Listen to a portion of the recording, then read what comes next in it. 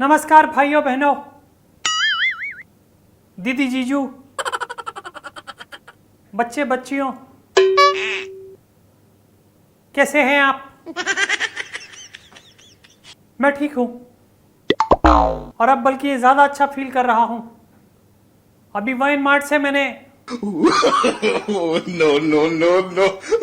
लड़ने का फैसला किया था, मतलब वहां से भी लड़ रहा हूं और अब मैंने कमर कस ली है अमेठी से लड़ने के लिए। Oh no! स्मृति ईरानी पिछली बार धूल चटाई थी मुझे उन्होंने, पर क्या कर सकते हैं, जिसने जो चाटना लिखा है वो चाटेगा। सत्ता की मलाई सिर्फ मोदी जी के हिस्से आई, हमारे हाथ में खाली हांडी आई, तो हम वो चाटी हमने। जिनके हिस्से में मलाई आई है भैया, वो मलाई मैं तो लड़ना ही नहीं चाहता था, क्या फायदा लड़ाई झगड़े का। मम्मी ने कहा नहीं, जा मेरे पूत, तेरी जो भी चीजें हैं पूरी क्षमताओं से लड़, और अब की बार मैं तेरा राज तिलक करूंगी, जा कर के लड़, तू जीत खार के आएगा वहां से। बस मम्मी की बात को प्रधानता देते हुए मैं लड़ने पहुंच गया हूं। अब मैं वहां से भी लड़ूंगा।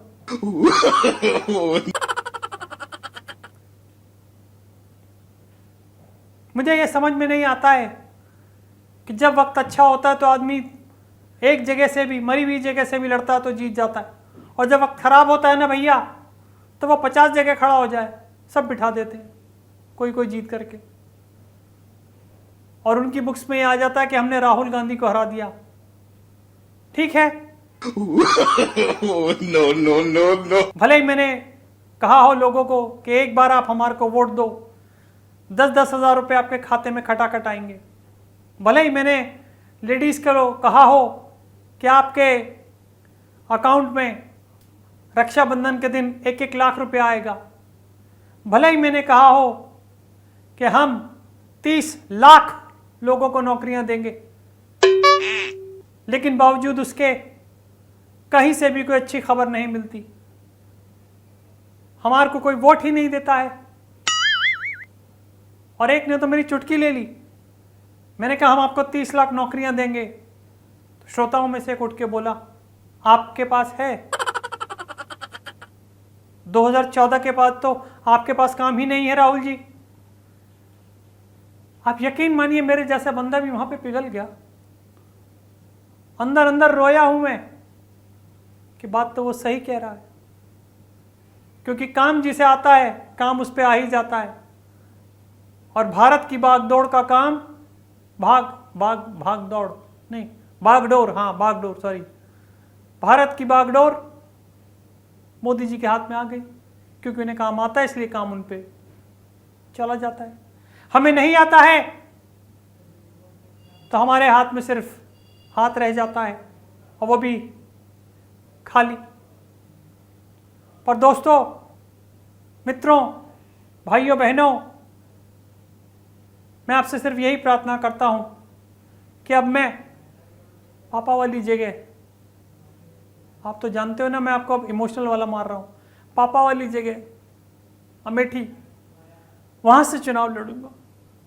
और मैं चाहता हूं कि आप अब की बार मुझे अपना कीमती वोट, कीमती समय, कीमती प्यार जरूर दें। प्यार और समय ना भी दें, लेकिन जरूर दें वोट, क्योंकि भैया वोटों की ही सारी की सारी गणना है और उसी के लिए हमने चुनाव लड़ना है।